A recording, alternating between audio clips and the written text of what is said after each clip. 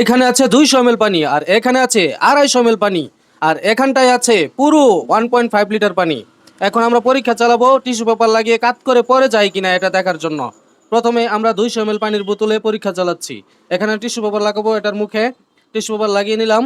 এখন দেখবো এটা কাত করলে পরে যায় কিনা, দেখা যাক কি ঘটে। চলুন।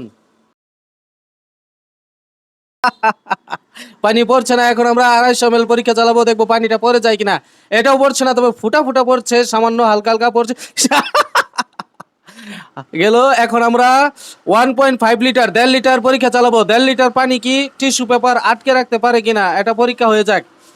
আমরা টিস্যু পেপার লাগিয়ে নিচ্ছি, দেখা যাক। এখন কাট করবো, দেখ। এটাও সাকসেস, এটাও পরে নাই। একটা টিস্যু পেপারের কত ক্ষমতা হতে পারে দেখুন কি অবস্থা।